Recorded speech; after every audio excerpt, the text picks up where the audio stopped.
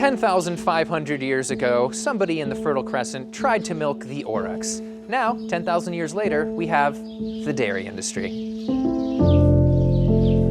Not only is it an ethical disaster because it breaches the sacred bond between mother and child, it is also an environmental and health disaster, and that is why today I am at Love and Arms Animal Sanctuary in Erie, Colorado to get a better look at these majestic beings.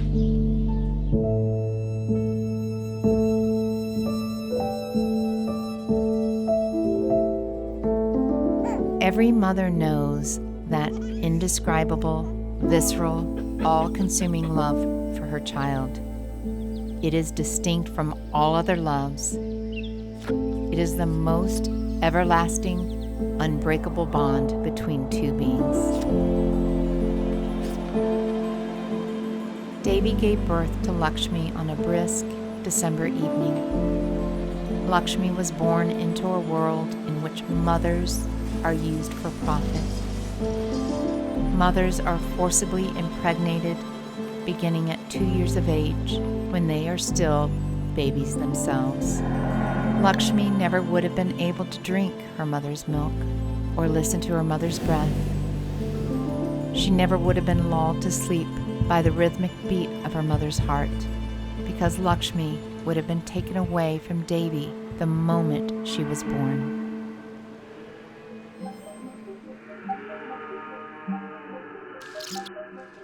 In this world, babies are taken away from their mothers.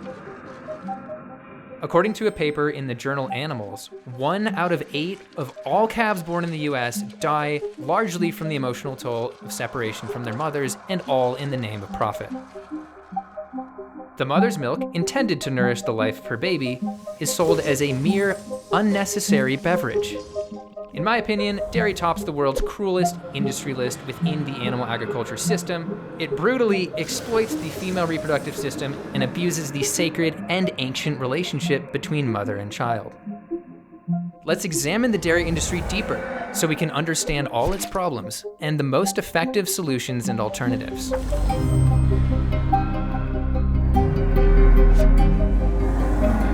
Just like humans, animals do not produce milk unless they have a baby.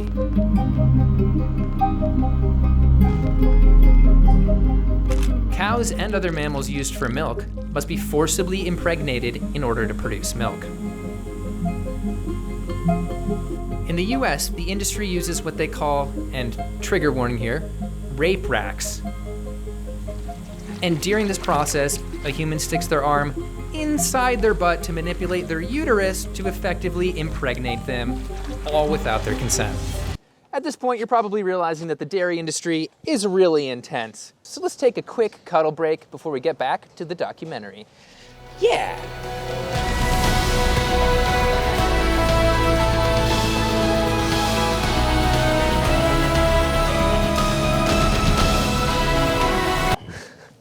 You like neck rubs? You like your neck rubs?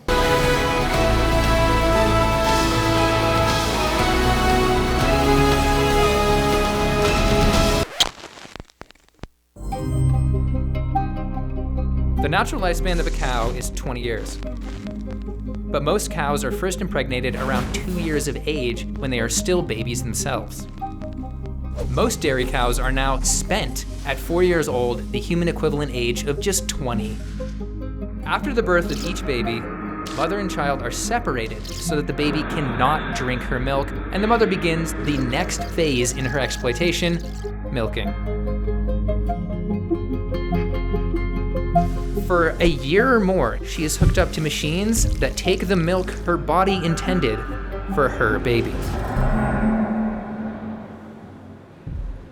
That could have been the story of Devi and Lakshmi.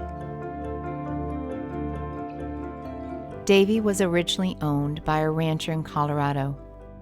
The cows were often left in a field with minimal food and water and no shelter from the elements. Devi was impregnated at 15 months, far too early, even by the unconscionable standards of the dairy industry. Just like humans, when a cow is impregnated too early in her development, serious health issues can arise. The mother's body is too small to carry such a large calf inside her uterus, creating issues with her internal organ function. Having a calf too young can also thwart the continued growth of the mother, so that she may never reach full adult maturation. When the baby is born, the mother will struggle to produce enough milk to sustain her baby, as her body is underdeveloped and undernourished. The mother can experience severe emotional stress as she realizes she cannot provide the motherly care she so desperately desires to give her child. The rancher then, for unknown reasons, abandoned all of his cows. He left them no food, water, or shelter. A neighbor noticed that all the cows had been discarded. He saw these individuals as commodities to be used for profit, and chose to auction them all off for slaughter. Fortunately, a compassionate soul in the Colorado Jain community heard about these individuals and decided to act. She saved Davy, not knowing she was pregnant, and brought her to another property for temporary refuge. She provided Davy with sanctuary until she could find a permanent home for the mama-to-be. Davy gave birth to a baby girl, Lakshmi, 4 days before finding their forever home at Love and Arms Animal Sanctuary.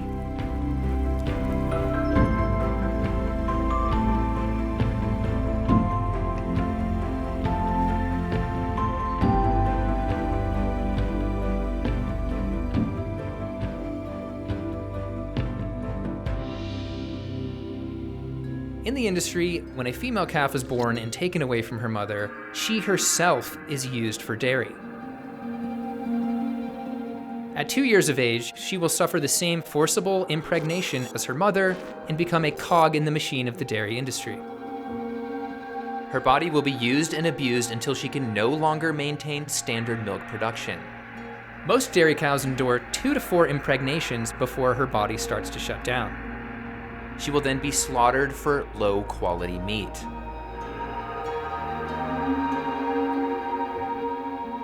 Most factory farm cows never get to step foot outside during their production years, confined instead to indoor sheds that are often filthy and crowded.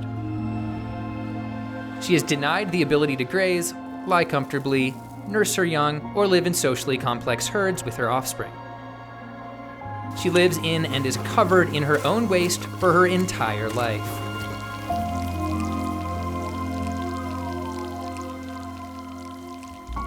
Every cow, even females, grow horns.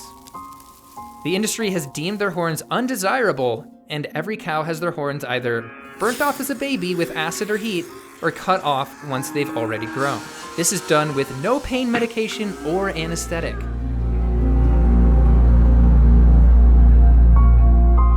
When she gives birth to her baby, like all mothers, the mama cow naturally wants to care for and nurse her child. When her baby is taken from her, mother cows cry for their babies for days and sometimes weeks. Oftentimes, mothers actually lose their voice because they have cried out for their babies so vehemently. Now we need to take a break for a very important scientific fact that you need to know. Baby cows are very cute, and they are known as grass puppies. I mean, take a look at this cute little cow behind me. Amazing. All right, now let's get back to the task at hand. In industrial operations, conditions are so unsanitary and mothers are milked by machines so forcefully that many develop mastitis, a painful infection of the udders that seeps pus into the milk. Ew. Their udders become so enlarged and infected that many have trouble standing. To combat this side effect, the industry often chains their legs together to keep them from falling. After 2 to 4 years, the mother's body starts to shut down due to the severe stress and trauma of constant impregnation, emotional duress of separation from her babies, and unsanitary and abusive living conditions. Once her milk production drops below industry standard, she is slaughtered for low-grade beef. Every dairy cow is eventually killed for meat. In fact, 20% of beef consumed in the US is from the dairy industry. Dairy spells death.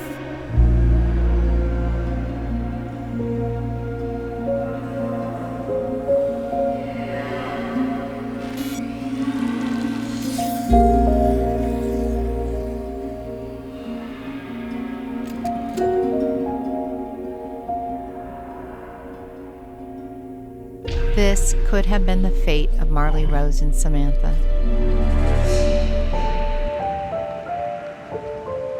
Both Marley Rose and Samantha are free martin cows, which are females who were born with a male twin. In utero, the female is exposed to male hormones, and she is almost always sterile. As a sterile female, the free martin calf is useless to the dairy industry because she cannot bear children. Free martins are slaughtered shortly after birth. Marley Rose came to Love and Arms after the death of her twin brother Maverick. Both were so ill, they spent a month in the hospital. 1 out of 8 of all baby cows die shortly after birth due to the trauma of separation from their mother. Marley Rose survived that trauma. Maverick did not. At that time, Marley had to be kept separate from the rest of the cows because she was just a baby, too small to safely interact with all of our big boys. Cows are immensely emotional individuals, and they crave connection to other beings. Cows form preferential friendships, have best friends, and need physical connection to others. Marley Rose was so lonely that her growth began to slow. Her body literally could not handle the loneliness. We decided to sleep with her so that she could feel loved and connected to other beings while we searched for a permanent solution. We knew that she needed a friend that could spend all day long with her. We reached out to a local farmer and asked if they would be willing to release another free martin calf. And that's how Samantha came to Love and Arms.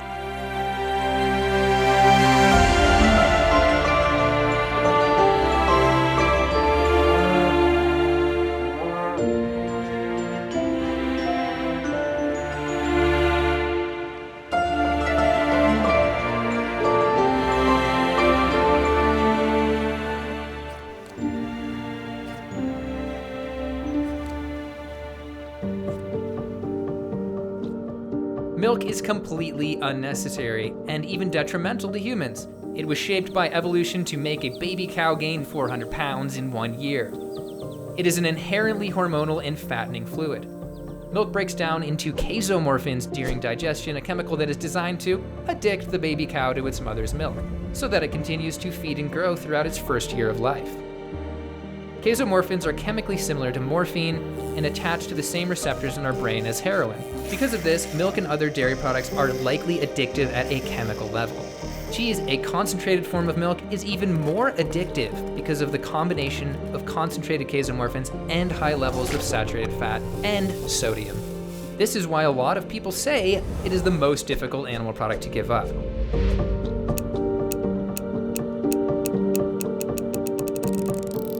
Milk also contains estrogens, IGF-1, which is insulin-like growth factor 1, and other growth hormones that promote cell growth, all cell growth. When normal cells mutate into abnormal cells, or what could be called cancer cells, growth factors that are present in the system encourage those cancer cells to multiply. One cancer cell never killed anyone, but when they multiply, that's when we have a problem. And so it's no surprise that IGF-1 plays a role in every stage of cancer growth and spreading.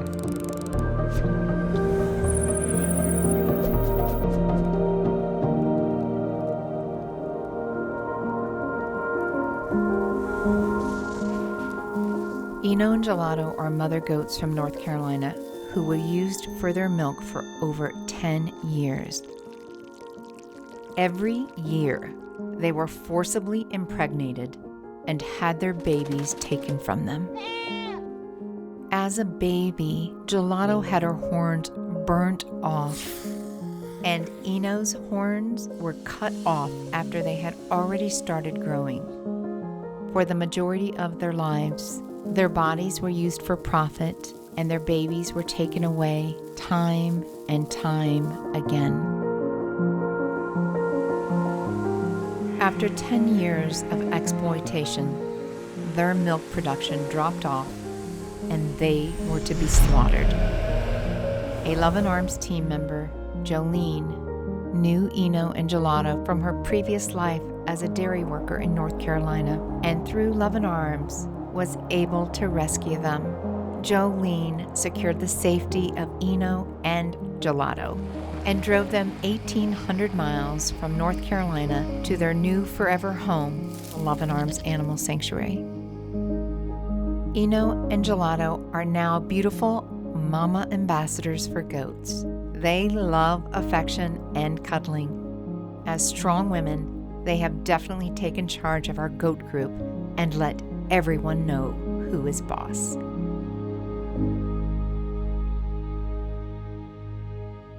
And there's a reason that the greatest of all time refers to goat, because goats are great, cute. Here is Eno. And a great fact about her is that she has 340-degree vision. She can see pretty much all the way around.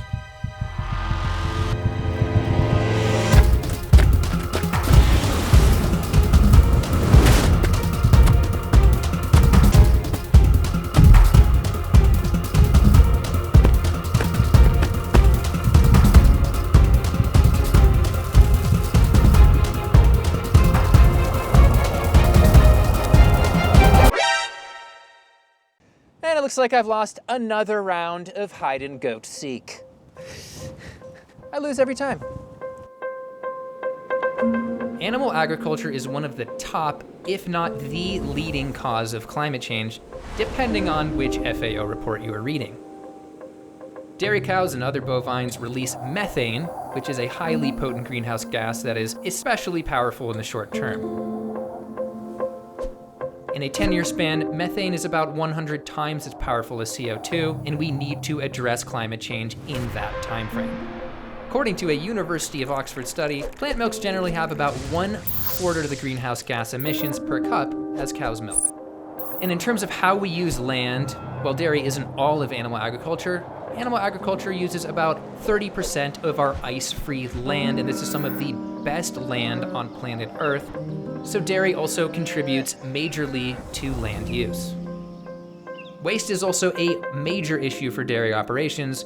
One dairy farm creates roughly as much solid waste as a human city of 200,000 people, and this contributes to downstream effects like impaired waterways and dead zones.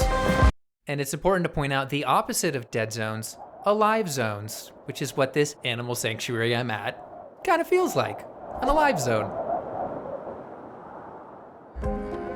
Cows and other mammals used for milk must be impregnated in order to produce milk, and that is usually forcibly done. They must have a baby in order to produce milk, and they need to continue having a baby to keep producing milk. When the baby is a male, the baby is not put back into the dairy industry because males cannot bear children and produce milk. Instead, they are used for veal. Veal is a direct product of the dairy industry. The dairy industry is the veal industry. The male babies of dairy cows cannot exercise, and they are fattened for 2 to 4 months.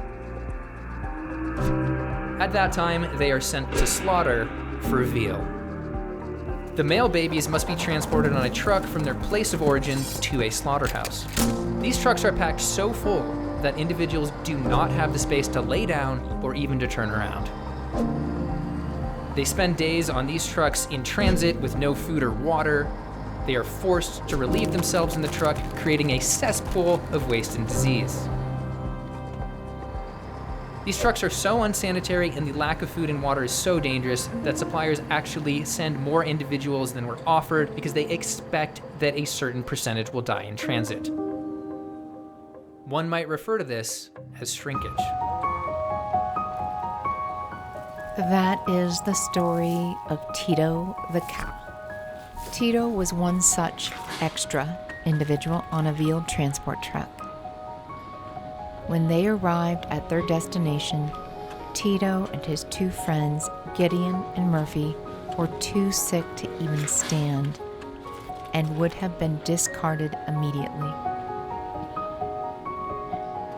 In a moment of compassion, the truck driver contacted sanctuaries to see if someone was able to take them. They arrived at Love and Arms incredibly ill with severe infection, dehydration, and diarrhea. Gideon and Murphy did not survive the trauma of separation from their mothers and the deplorable conditions of the truck. Tito, however, did survive. He spent the first week with us at the veterinary hospital receiving life-saving medical care. After months of recovery, Tito blossomed into the loving, caring, cuddly individual that he is today.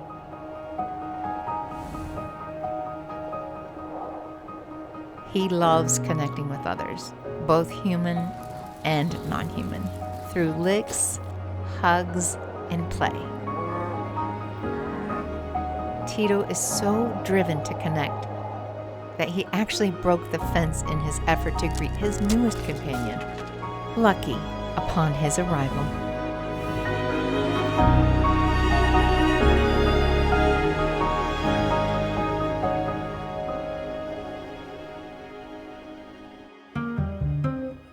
Humans are the only animals on Earth that choose to drink milk past infancy.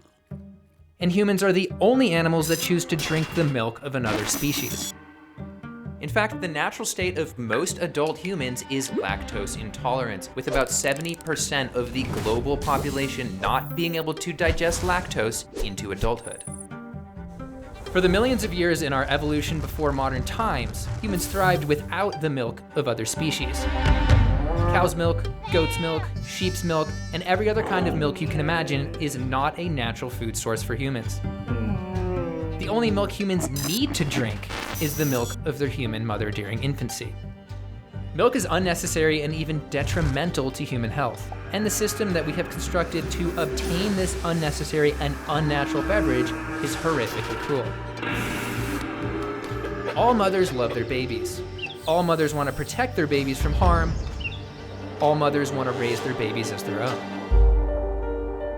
The reality of the dairy industry is that babies are taken away from their mothers, and the reproductive system of females is abused for the sake of an unnecessary and unhealthy product. The sacred relationship between mother and child is exploited for profit. All mothers are eventually killed for their meat once their milk production decreases. The male babies from the dairy industry are slaughtered for veal. The dairy industry is the meat industry. Dairy spells death. We do not have to participate in this exploitative, inhumane system. There is a better way. Plant-based alternatives are everywhere, and they are better for your health, the environment, and the animals. By adopting a plant-based diet, you can dodge the risks of high animal protein diets, like a 75% increase in all-cause mortality and a 400% increase in cancer risk with high protein consumption. By adopting a plant-based diet, you can reduce your dietary carbon footprint by 50%, your dietary water footprint by 92%, and your dietary land footprint by about 94%. By adopting a plant-based diet, you can live the values of love, kindness, and compassion. You can live the value of ahimsa, nonviolence toward all living beings. There is a more loving way to live. There is a more compassionate way to live. There is a more sustainable way to live. When you eat plants, your body derives its sustenance from compassion, not cruelty. Not cruelty. Ditch dairy. Ditch dairy. Adopt Adopt ahimsa.